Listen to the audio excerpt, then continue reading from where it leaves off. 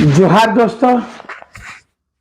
और आज हम लोग बात करेंगे कि परीक्षा तो खत्म हो गया, परीक्षा तो कैंसिल हो गया और अब हम लोगों का ये है कि परीक्षा हो कैसे। परीक्षा कैंसिल कराना या रद्द कराना एक हम लोगों का तात्कालिक मुद्दा था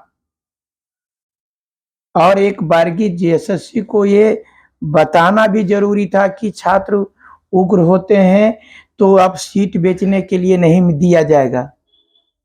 जेएसएससी किनारे में जाके ऑफिस खोल लिया, उसके बाद सोचता था कि लड़का लोग यहाँ एबे नहीं करता है, किनारे में जाके बेचते रहो, कोई पता नहीं कर पाएगा, लोग वहां पर पहुंचेगा ही नहीं हल्ला गुल्ला करने के लिए। अब जो है यहाँ भी बिहार और उत्तर प्रदेश की तरह लड़के जागरूक हो चुके हैं पूरी तरह से। लेकिन बात है दोस्तों, परीक्षा तो रद्द हो गया, लेकिन मुझे आज बोल रहा हूं ना कि मैं बहुत मैंने कहिए मर्माहत हूं इस बात को लेकर के। एक सुबह सुबह एक लड़का फोन किया, बोला भैया आज जो है क्या कहें भैया, परीक्षा कब होगा। हम बोले बाबू ये तो कहना मुश्किल है। बोल भैया हमारे घर की स्थिति इतनी खराब थी, हमको लोग बार बार बाहर कमाने के लिए भेज रहा था।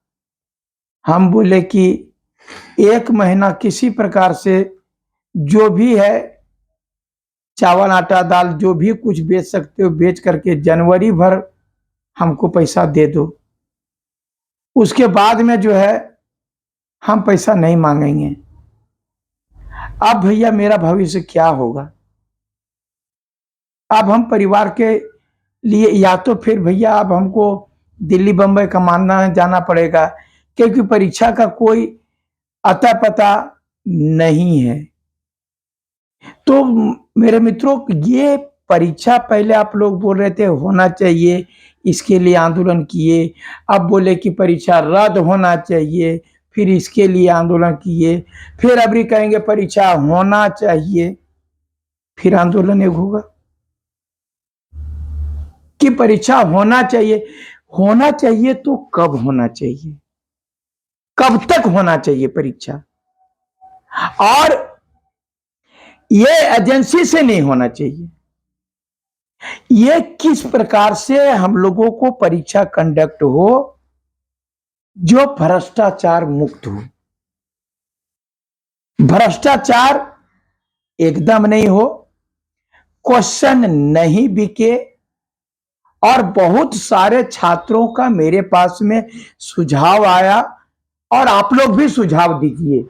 मैं निवेदन करता हूं कि आप लोगों से, आप लोग सारे लोग ग्रेजुएट हैं और सारे लोग पढ़े लिखे, बोले कि सीजीएल का नौकरी सचिवालय अगर पास करिएगा तो सचिवालय चलाइएगा, जो शिक्षक पास करेंगे वो पूरा स्कूल चलाएंगे, संभालेंगे, बच्चों का भविष्य बनाएंगे, सिपाही हैं वो प्रशासन देखेंगे, आईटीआई इंस्ट्रक्टर हैं वो भी बच्चों को पढ़ाने का काम करेंगे आईटीआई कॉलेज में, पीजीटी वाले हैं वो लोग भी हमको सजेशन दीजिए, जो जेई हैं वो भी सजेशन दीजिए कि कैसे जो है, या नगर निगम वाला जो है सो अगर यदि उसको भी कैंसिल होना चाहिए, नगर निगम हर हाल में कैंसिल होना चाहिए। ऑफलाइन था और उसका सबूत भी था, वो भी कैंसिल होना चाहिए और मैं तो कैंसिल करूंगा ही, उसको भी होना चाहिए। और पीजीटी में जो घपला चला है उस पर भी बात होना चाहिए। और आने वाला जो शिक्षक बहाली है, मेरा कहना है सबके बारे में, लेकिन सीजीएल मुख्य रूप से देखिए, हमारा सबसे बड़ा मुद्दा सीजीएल का है। सीजीएल का परीक्षा कब हो, और सीजीएल सिर्फ एक ही बार का ये जानबूझ करके जो परीक्षा रखा गया वो गलत है, क्योंकि सचिवालय का नौकरी है। सचिवालय के नौकरी में जो है पीटी मेंस वो जानते कि वो जेपीएससी और वह मैंने कोई भी कमीशन के बराबर है उसका। तो वहां पर जो है और आप दे दिए हैं जेएसएससी को, जहां भ्रष्टाचार का अड्डा है।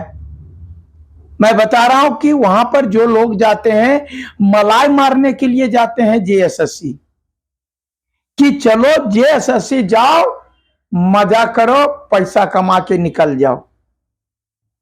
ये भी स्थिति है। पैसा कमा कमा करके वहां के बता रहे हैं जो माने अधिकारी हैं वो मोटा गए हैं, उनको नहीं दिखाई देता है। जब उनका बच्चा इस प्रकार से आएगा ना, और एक बात बता देते हैं, दुनिया में कोई भी पैसा कौड़ी काम नहीं आएगा। जिस दिन समय खराब होगा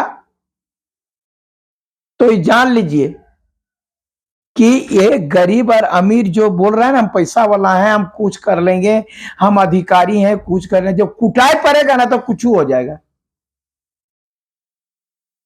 तब आपका कोई काम नहीं करेगा। क्योंकि किसी भी तरह से हम बर्दाश्त करने की क्षमता होनी चाहिए। व्यक्ति बर्दाश्त करेगा। आप पावरफुल हो तो कितना मारोगे मुझे, हम भी तो सहेंगे, नहीं तो सहते सहते सहते सहते नहीं सहेंगे तो नहीं मार पाएंगे तो दत्ते तो हप कहेंगे।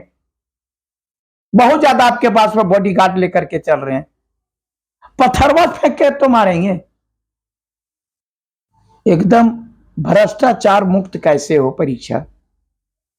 और इसके लिए मैं बता रहा हूं, यहां पर हम लोग आंदोलन कर रहे थे, वहां पर भी 2-4 गो चोर लोग घूर रहा था, जो लोग कांटेक्ट किया हुआ कि हम लोग ऐसे करेंगे और ऐसे करेंगे, हम लोग दबाव बनाएंगे और ऐसे करेंगे तो डरना नहीं है।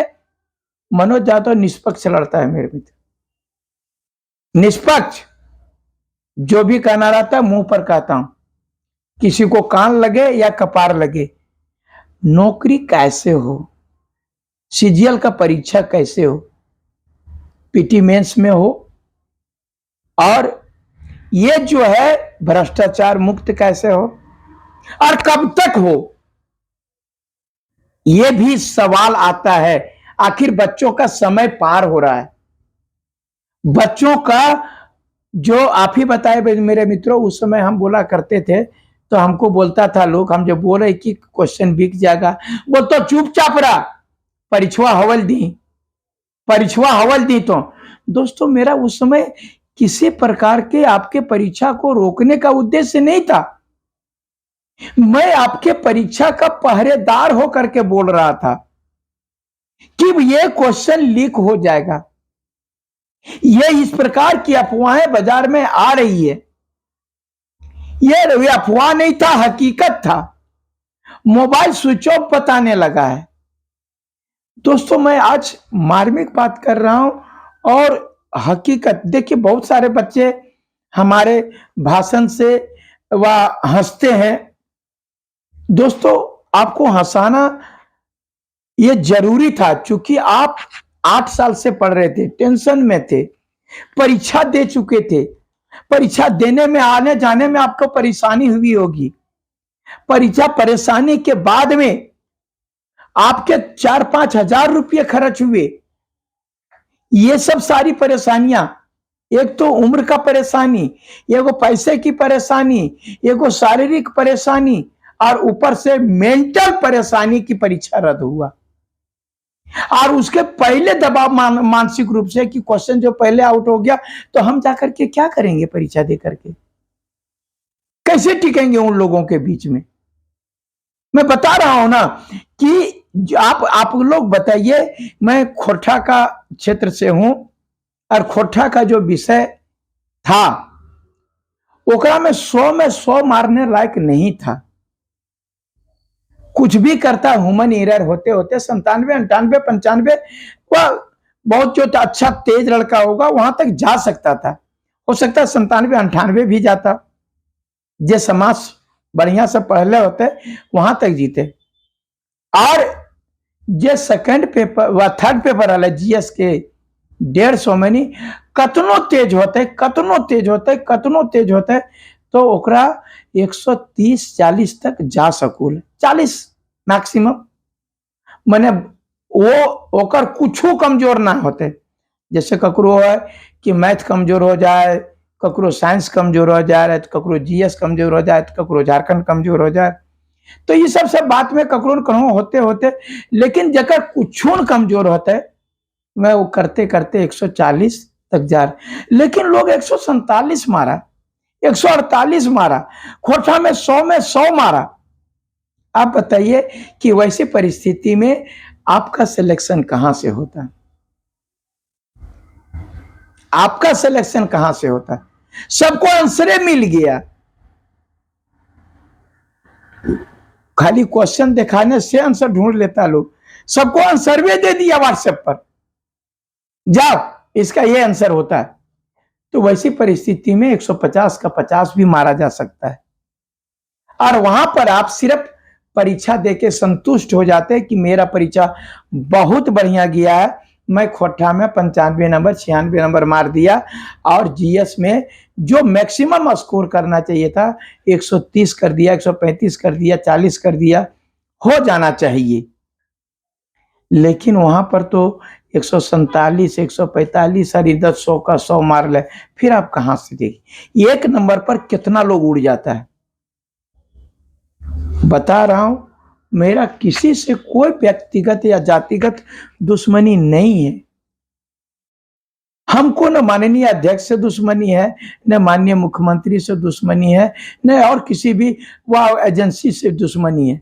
हम सिर्फ यही कहते हैं, जिस काम के लिए बने हो ईमानदारी से तो करो, ईमानदारी से करो, क्योंकि ये ईमानदारी अगर यदि नहीं रहेगा तो लड़के इतने दिनों से पढ़ रहे हैं, आप बर्दाश्त नहीं करेंगे। आप तमाम लोगों से अनुरोध है कि आप लोग पढ़ाई करने मही छोड़िए। हम लोग अब जो है, अभी चूंकि राजनीतिक अभी बहुत क्राइसिस हो चुका है झारखंड में, आप लोग उधर जेएसएससी के पास हल्ला कर रहे थे, और इधर बहुत सारे लोग बोले पूरे रांची में 144 है। और 144 होगा तो क्या पूरा जेएमएम का आदमी, पूरा कांग्रेस का आदमी वह रांची पहुंच रहा है? वहां 144 नहीं है, और वो भी राजभवन पहुंच रहा है, वो भी सीएम आवास पहुंच रहा है, वो 144। हम किनारे में उन्हें जा रहे थे, 144 बता रहा है। चूंकि लड़के लोग डर जाएंगे, भीड़ नहीं होगी, फ्लॉप कर जाएगा, मरता क्या नहीं करता, ये चीज जो है, मरता क्या नहीं करता।